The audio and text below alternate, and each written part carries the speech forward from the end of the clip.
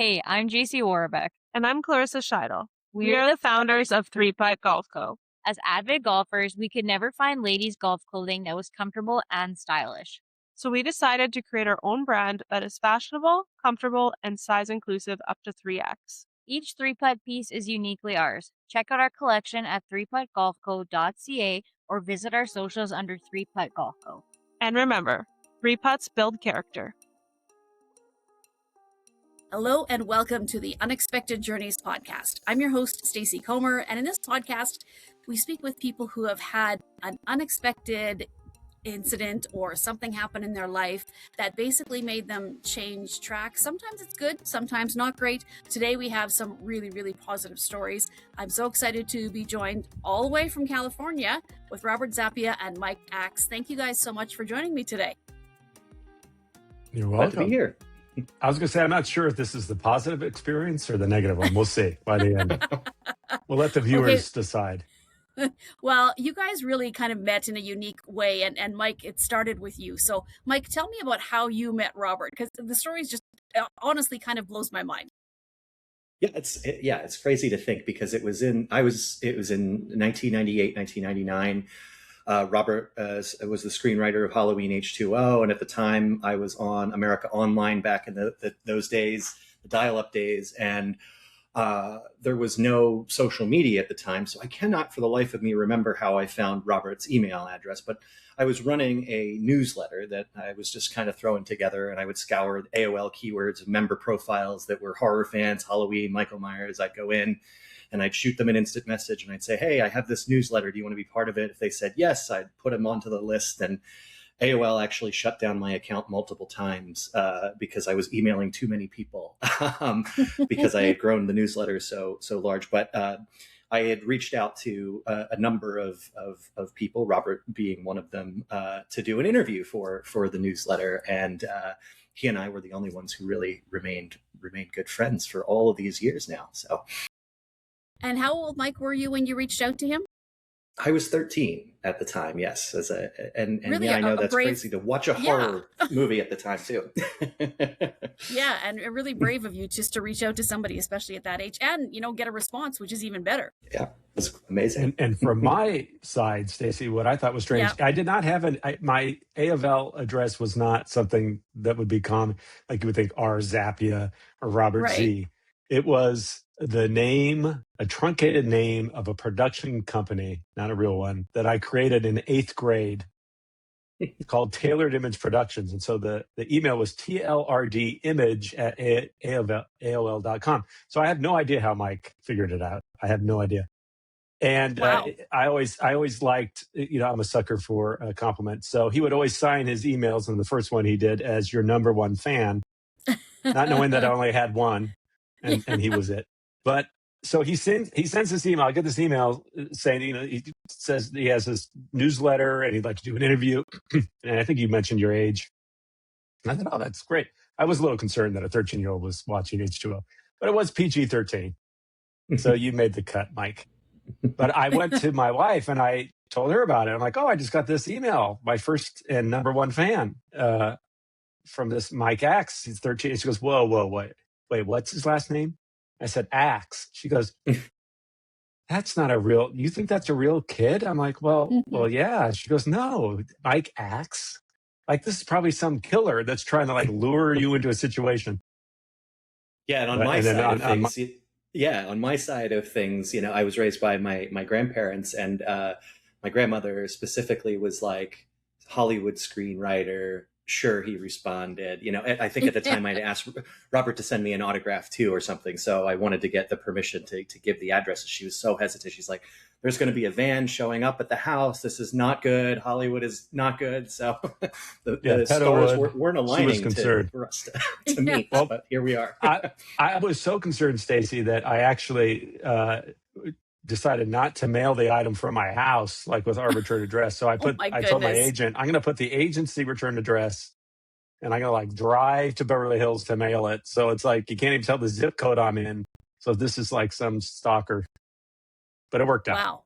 Wow. Well, that was a lot that you guys went through just to get to know each other. But obviously, that relationship has continued over the years. And you mentioned H2O. I'm a huge Halloween fan, and I want to get into that. But first, Robert, Mike told me that you were also, quite young when you decided to really take a stab at screenwriting. And so you write an episode of Home Improvement, and it hits #1. So, first of all, tell me the trajectory that gets you to be writing for Home Improvement, and then you get an episode and it goes to #1. Like, just please tell me that story. Yeah, I look back now and it does seem quite startling. Now at the time, I felt like I'd worked my whole life. Like finally, I'm getting my dues. It's 23. I went to USC Film School, School of Cinema Television Production, and I would write things in order to have something to shoot. So I never considered myself a writer necessarily, but I did it out of necessity. I always thought of myself as a director. I graduated from USC and I was sitting there waiting to field offers from the studios, figuring that they would, come to me with their plethora of like, which film do you want to direct?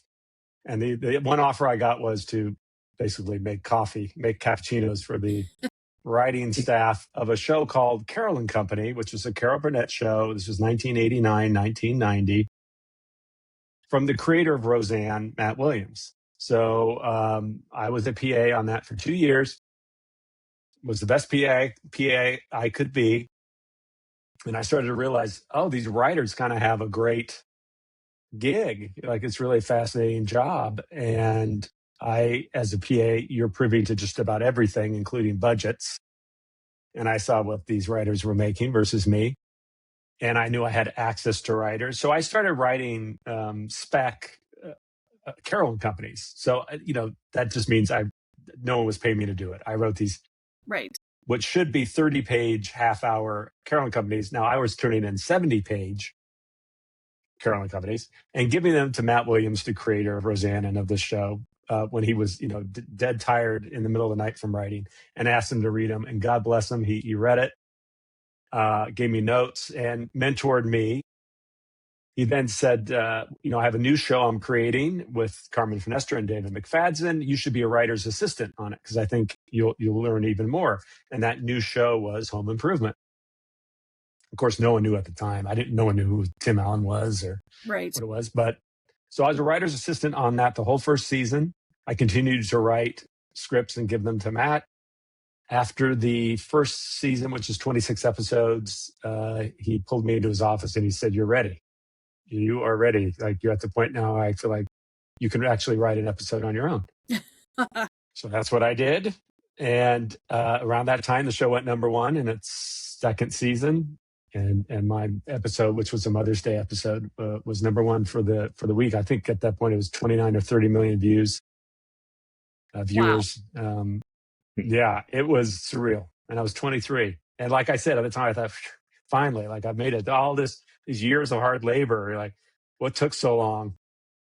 But, so much of that was attributed to having somebody willing to kind of take me under his wing and mentor me through the process and give me a chance, which is kind of when I got the email from Mike at 13, you want to kind of pay it forward. So I just felt like it's the least I can do is kind of encourage someone in the same way Matt encouraged me. Now, between Home Improvement and again, the H2O, obviously you've done a ton of projects. So can you walk me through a few of the things that you've done and what types is it always been writing, or are you doing a little bit some directing too, or acting, or what exactly does that scope include? Yeah, never acting, Stacey. Never? that will never be, because I cannot do it. I cannot act. So yes,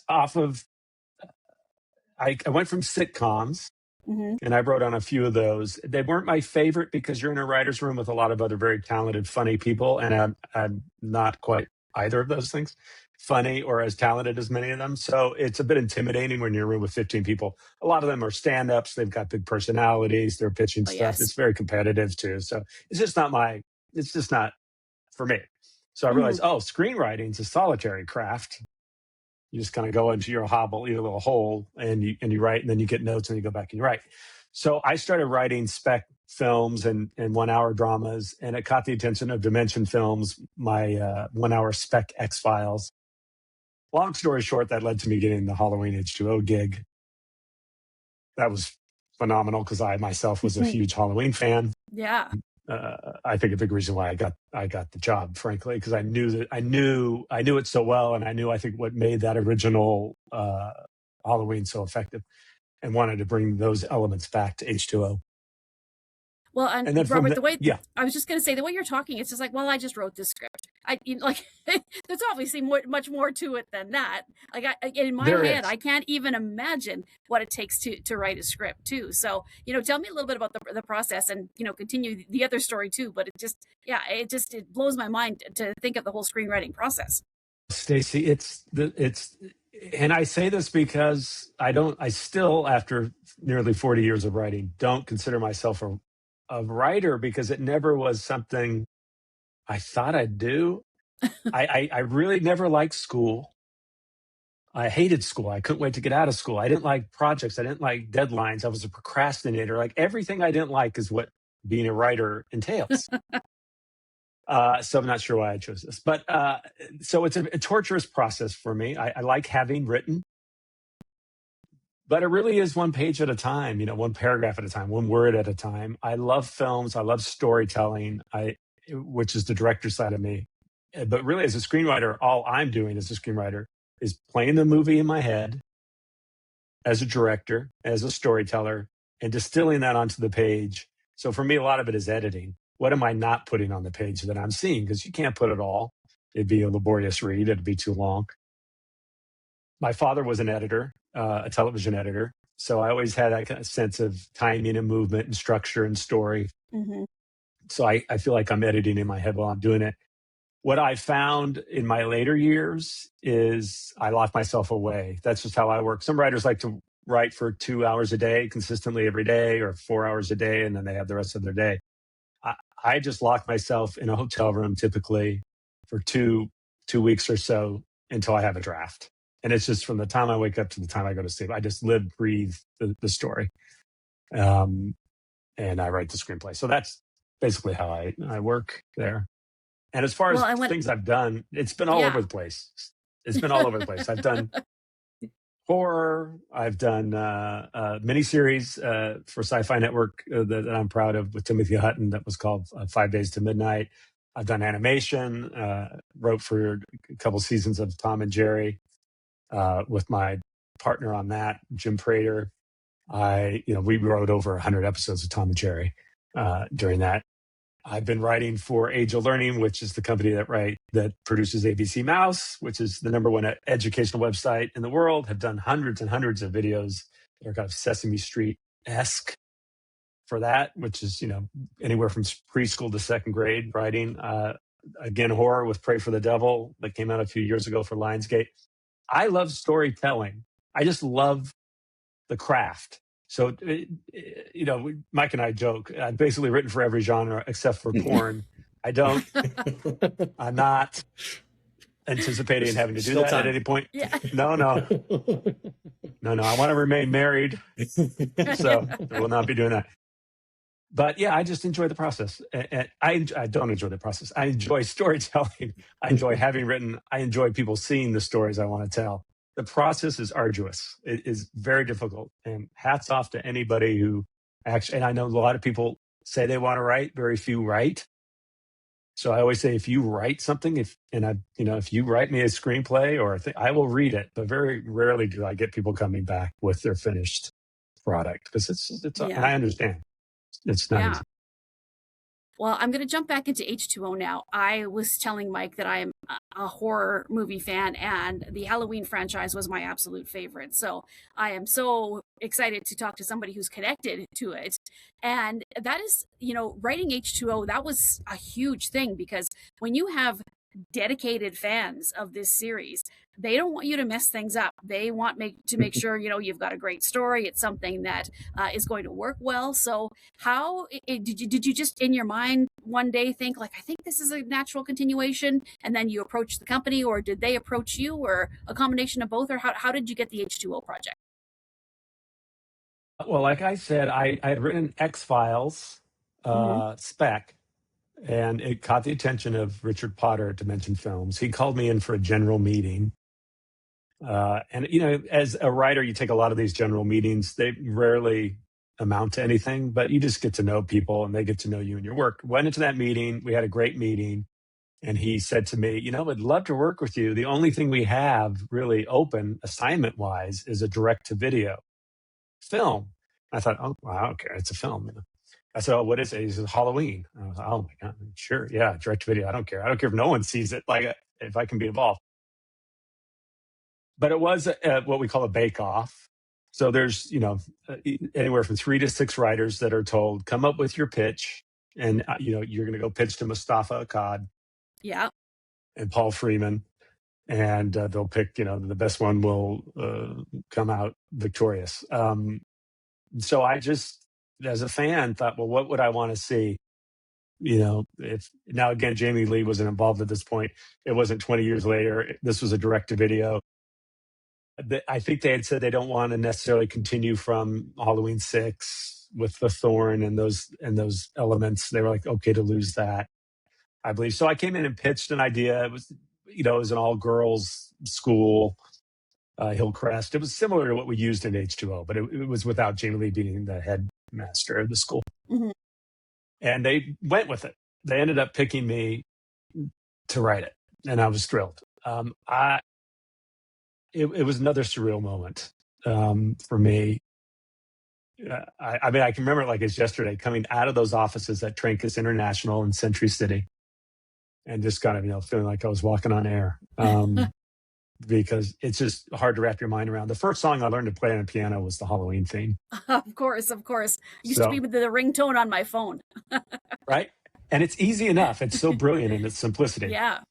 But yeah. So anyways, that's how I got the gig. And then it evolved from there. Obviously, I did a draft that was very well received. But at that point, the wheels were in motion to get Jamie Lee aboard, and for it to become a 20-year, and it was going to be theatrical, and it became a whole other beast. It got a lot more attention, a lot more eyes, a lot more hands involved. But it was an amazing experience. It was exhausting, but it was amazing. So once you have the script written, then are you still on set every day and making sure, like, hey, we want this changed, we want that changed, or do you write it and then you hand it over and hope that the directors and the cast do the best that they can? Yes.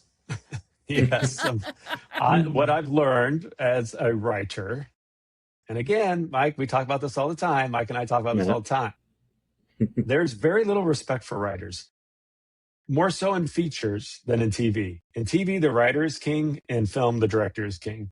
And they prefer, not all cases, there's obviously there are writers who are A-listers, Akiva Goldsman, like those kind of writers who have transcended the majority, and they are in the minority.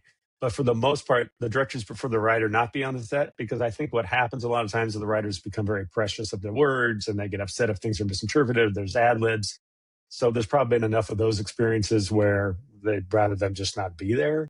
I'm not that person, because again, I hey, make it better. Like this is what I think it should be, but if you can come in and make it better. In fact, on Halloween, after I'd done numerous drafts, and I think this was 2 weeks before they started filming, maybe 3, they brought on Matt Greenberg.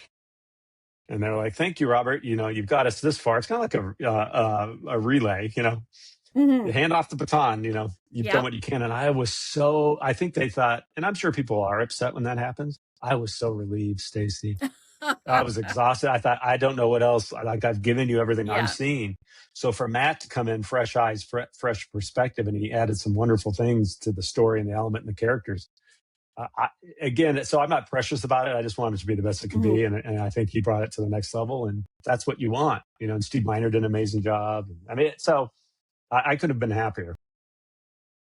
And did you meet any of the cast along the way, though? Did you get to meet Jamie Lee? I did. Oh, so okay. Tell me I need the tea. What was that like? Well, that was great. Now, again, they don't want the writers there, but I said to my agent, please assure them, I just want to come one day. And they were filming in a house in Silver Lake in California. That was what was the school. And so that's relatively close to where I lived. I'll sit on the sideline. I won't say a peep. I won't say a word. I just want to be on the set. So he talked to the producers and they said, okay, you can come on, but at any point we can kick you out. You know, like if you storm the set and say, how dare you? Yeah. But it was a wonderful experience. Steve Miner was amazingly welcoming. Jamie Lee Curtis was wonderful. She took me to her bungalow. She had, instead of a dressing room, they were little bungalows. She had me watch dailies. She's like, "Oh, have you seen any of the dailies yet?" So we sat on the couch and watched the dailies from the film. And I always tell the story, Mike, you've heard this a million times. At one point in between takes, the Shape, right? Michael Myers, mask and all, with the knife, comes up beside me. And you can hear him breathing through the mask. And I'm like, hey, okay. I don't know why he's standing next to me. And he goes, you're Robert Zappia, through the mask. I'm like, yeah. He goes, I write. I said, oh, you do? Yes.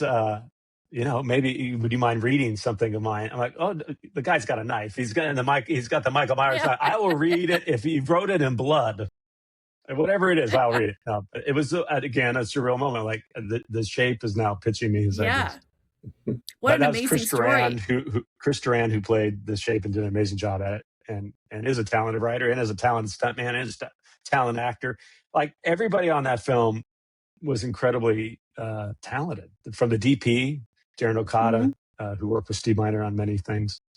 It's just one of those confluence of talent that made it all work. Because it's so easy as you find as you go through the years and you do various projects for something. It could be one element, whether it's casting or the DP or the director or the editor or the music. It could just be one thing that could just ruin it.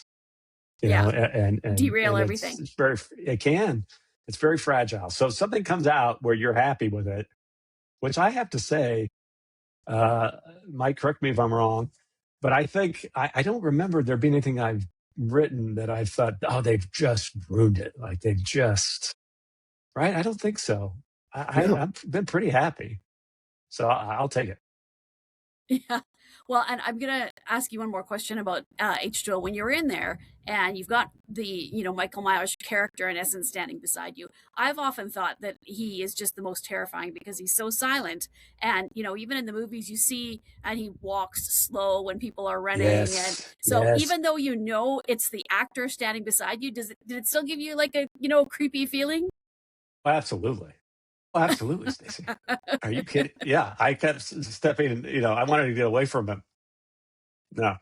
And he's like Mike, you've met Chris. He's so nice, yeah. He's the nicest guy in the world. He's like, and it still doesn't ruin, like, even once you know who he is and how nice he is, and the minute that mask goes on. It's the mask. Yeah. It's because there's nothing behind, it's just the dark eye, the devil's eyes, or whatever. What was it, Mike? Yeah. The darkest eyes, the devil's eyes. The darkest eyes, yes. And he had it down. He had the walk down. He had the sit up, the straight sit up, the down. He was great. Yeah.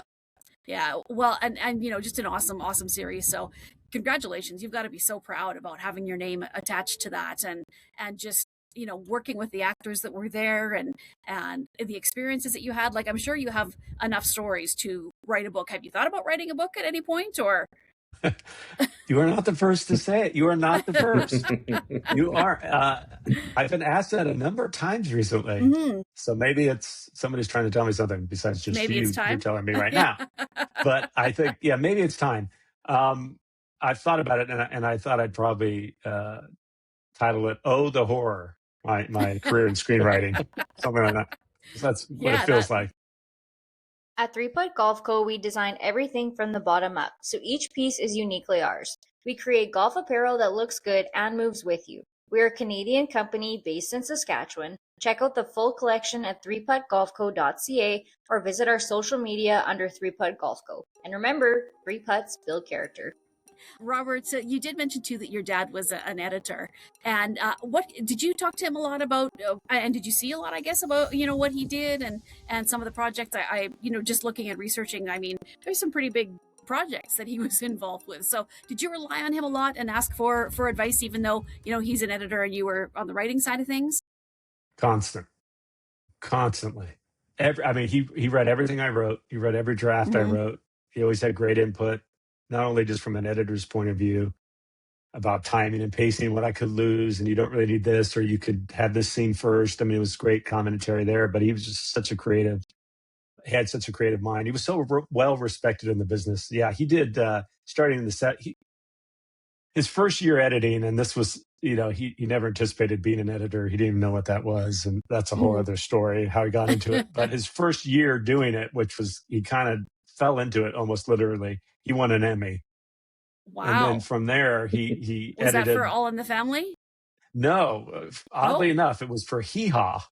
Oh, yeah, yes. Awesome.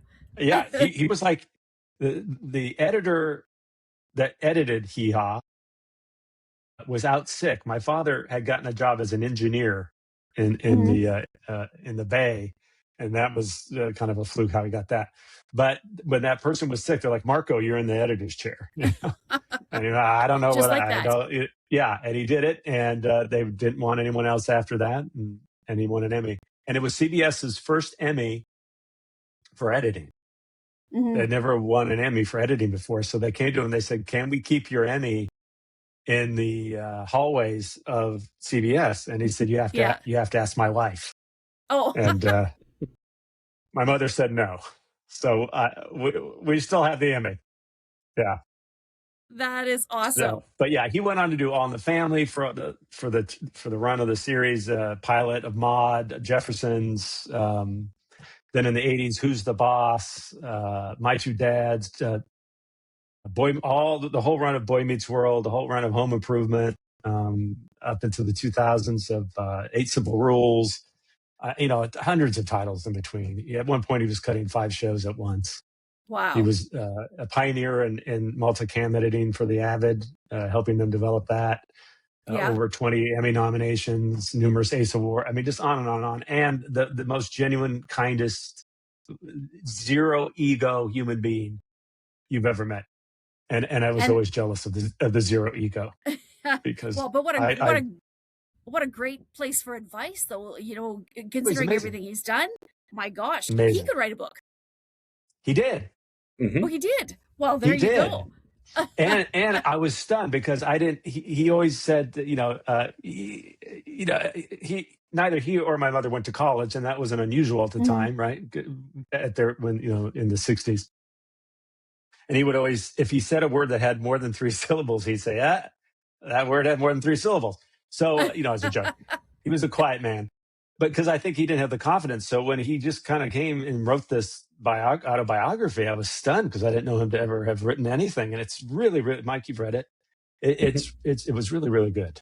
It's great. Amazing. Well, so much talent, and obviously that's passed down to you and in your writing. And so, what are you working on now, Robert? You talked about some of the projects that you and Mike have kind of, I guess, crossed paths on. Do you have any big projects that are coming up as well? I have big projects that I'm trying to get launched, and Mike's involved in some of those as well. Yeah. We have a rom-com that I wrote many years ago and had done many rewrites on, called Strings, that we're hoping to produce independently, and that'd be something I would direct. And Mike's helping. We're trying to get that launched. I have a spec feature that is in development at Kevin Hart's company, Heartbeat Productions, and that's exciting. So we'll see where that goes. I owe them a rewrite. And then, there's another sci-fi horror spec I have, Mercy Down. Like, there's a number of things, and you have to have a lot of irons in the fire because, it's 10 irons and you hope one catches. And then I'm still working at Age of Learning and writing for ABC Mouse. Wow. Okay. Well, Robert, I'm going to get back to you here, but I'm going to switch gears to Mike just for a second.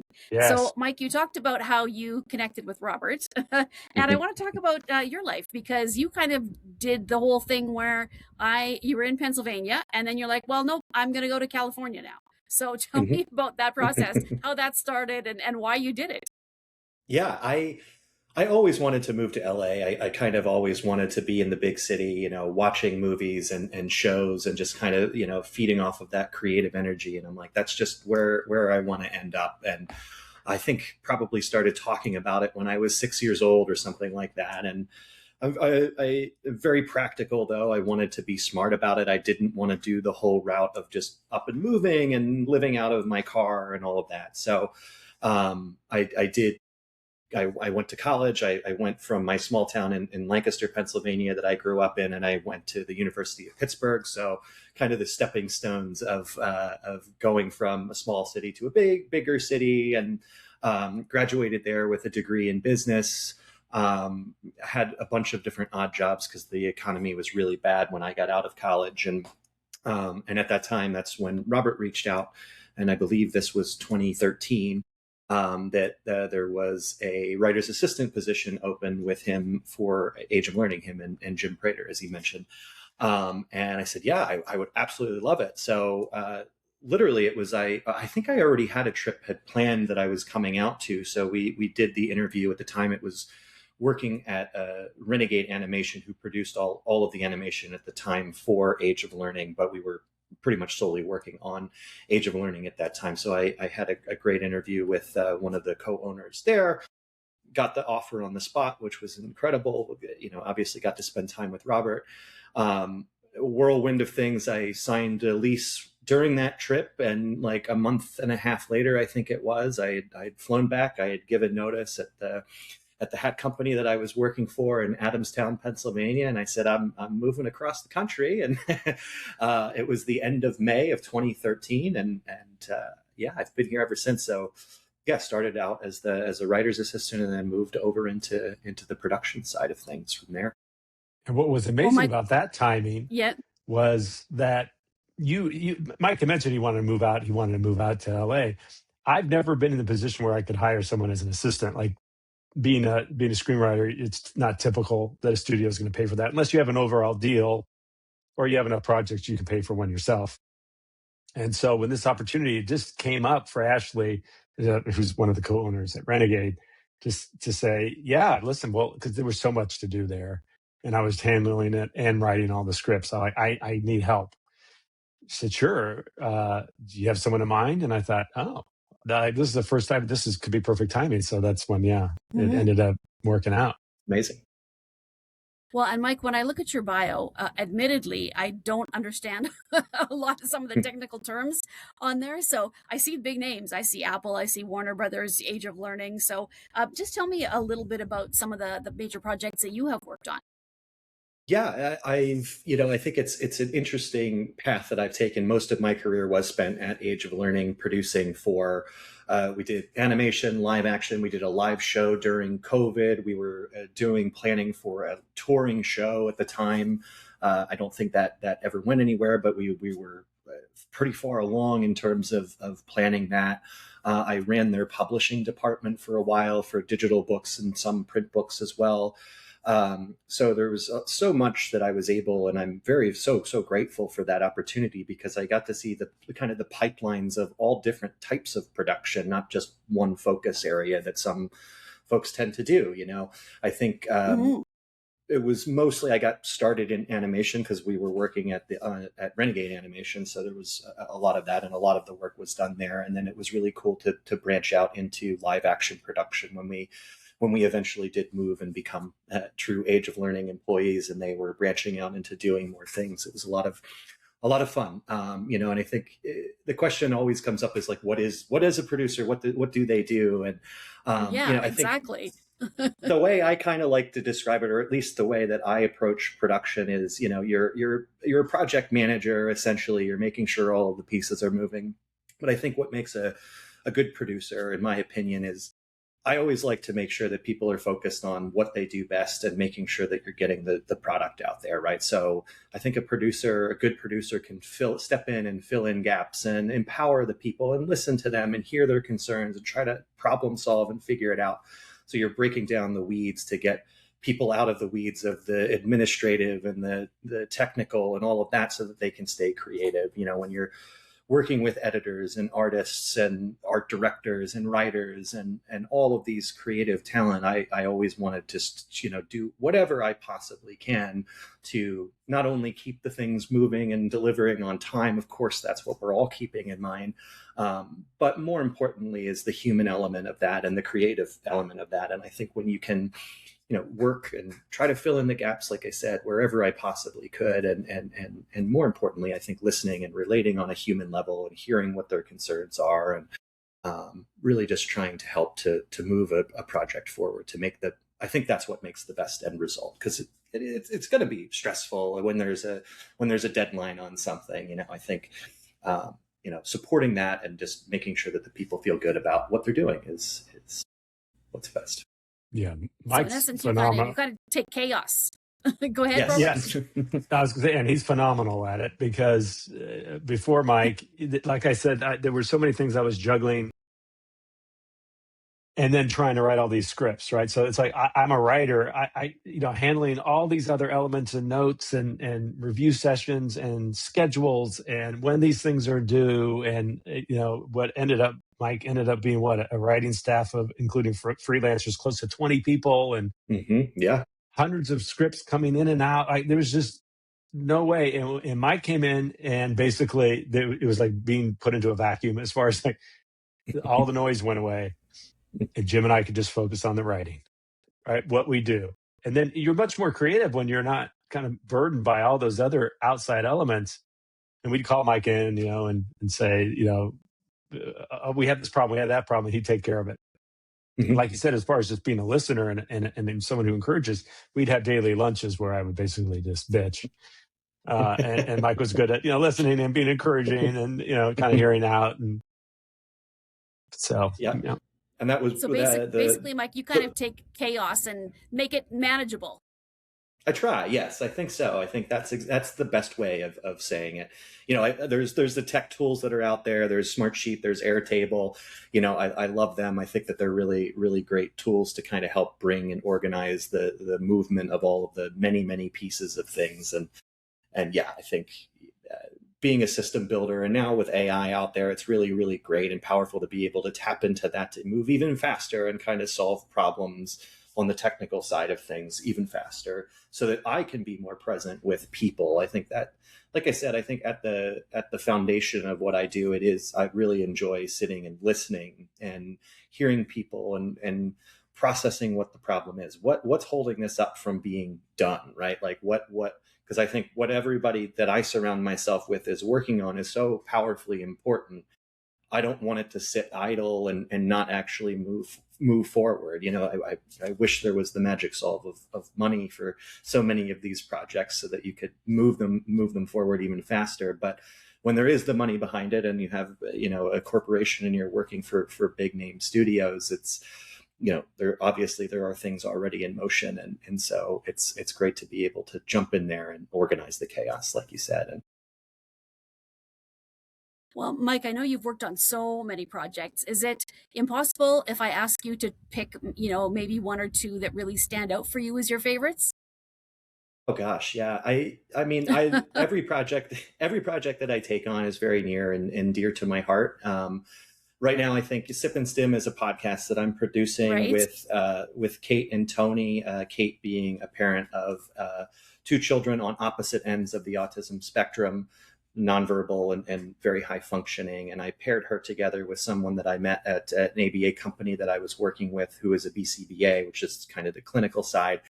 And they're both really great together. And we get a lot of great positive feedback on that, which makes me feel really good that we're putting good content out there that helps families in need. And I think that one is a very active project that I'm working on right now.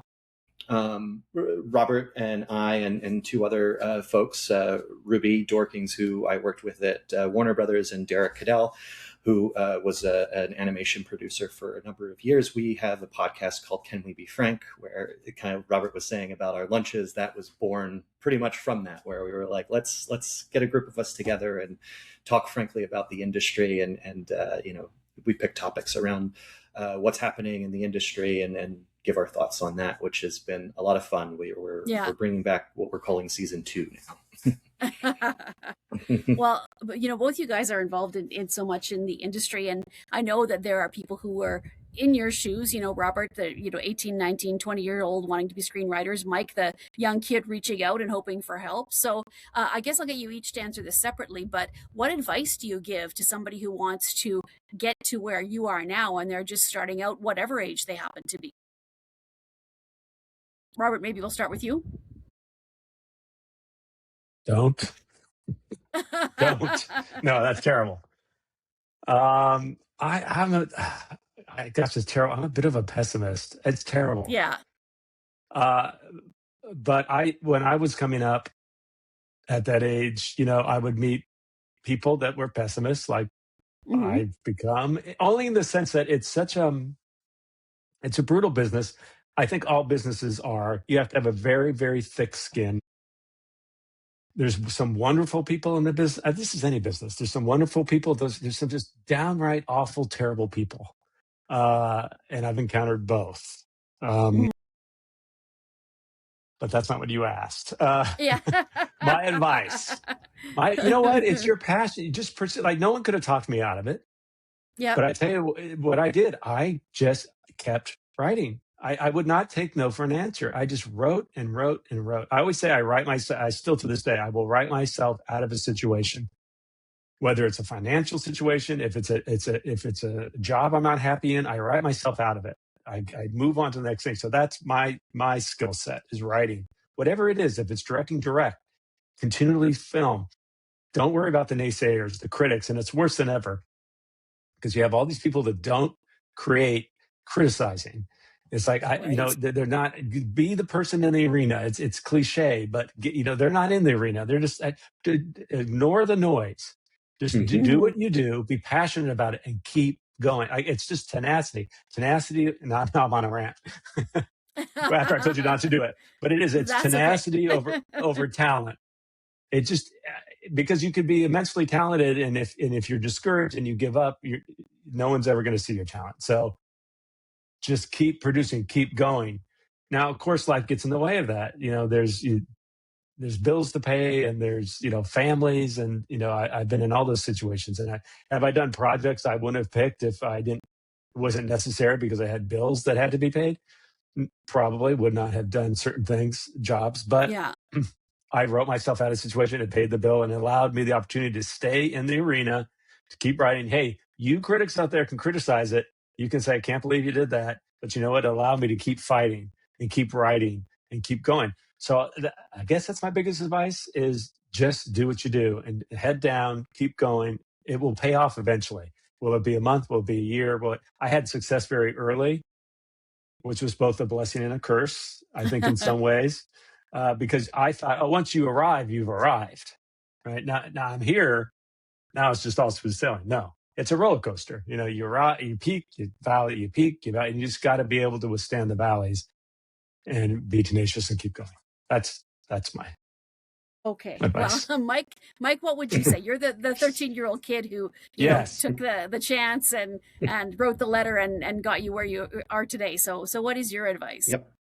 Yeah, I think it's exactly that. I think Robert and I both have had the opportunity of talking to high school kids and college students about this, and I always say networking is super powerful, and it's much easier today than the 13-year-old me who had to dig into the archives of somewhere to find email addresses that I can't even remember how I did it. But we have LinkedIn now, we have social media, and the power of being able to send a message to someone and take the chance, take the shot, and see what type of reply you get back, and don't give up after one.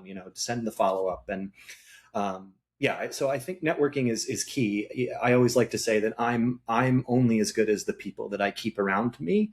And I try to get rid of the noise of the people who don't align in my values. And as I get older, that's super important to me now. And so networking, not only providing potential opportunities for you, but also being the voice when you establish your network and you continue to grow your network.